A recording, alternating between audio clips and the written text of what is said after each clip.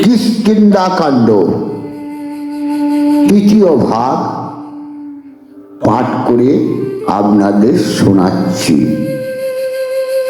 আপন অধর্মে রাম এত দুঃখ পায়, ধর্ম মতো ভাবো তুমি বীর হনুমান।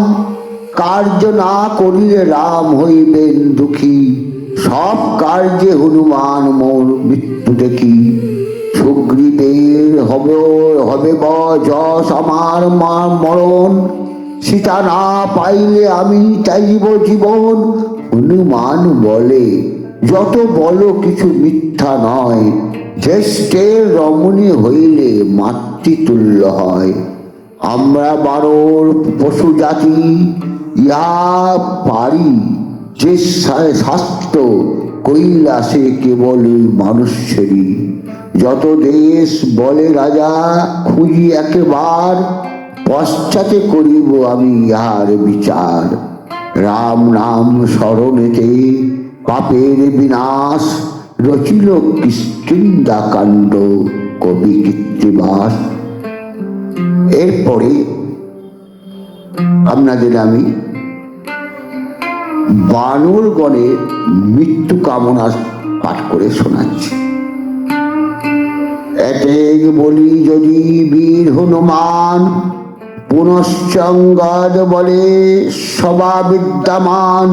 পুনঃ পুনঃ বলো তুমি পবন নন্দন, যে বলো সে বলো মোর অবশ্য মরণ।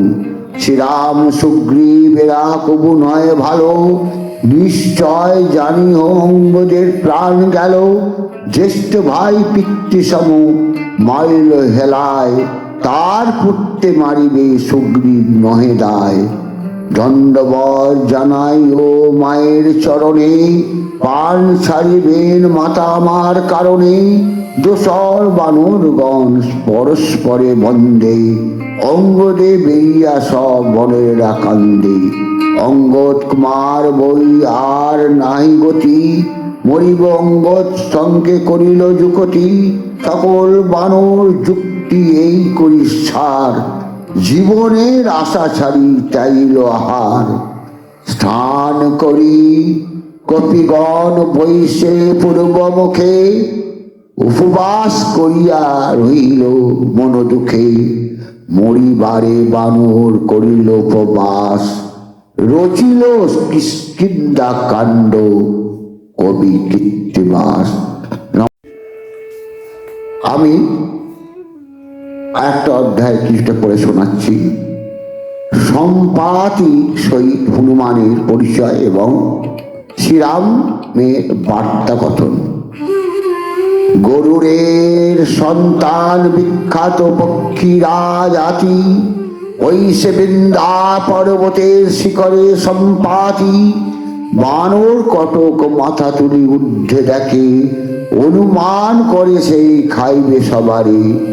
অঙ্গ উঠিয়া বলে শুনো হনুমান, আমার বচন তুমি করো অবধান। সীতার উদ্দেশ্যে আইলাম সর্বজন, সীতা লাগি হারাইব বিদেশে জীবন। কোন জন না করিল শ্রীরামের কাজ, সীতা লাগে মরিল জটায়ু পক্ষীরাজ। প্রাণ দিল পক্ষীরাজ করিয়া সমর, অনায়াসে স্বর্গে গেল গরুর কুমার। রাম বনবাসে তু সীতার হরণ, সীতা লাগি বিদেশেতে মরে কপিগণ। সম্পত্তি বলেন কে জটায়ুর মৃত্যু কহে, দোসরের মৃত্যু শুনি মম প্রাণ দহে। বিধির বিপাকে পাখা পুরিয়া বিনাশ, উঠিয়া যাইতে নারী তোমাদের পাশ। তোমাদের মুখ শুনি জটায়ুর বিনাশ, আজি শোক হইলাম নিতান্ত নিরাশ।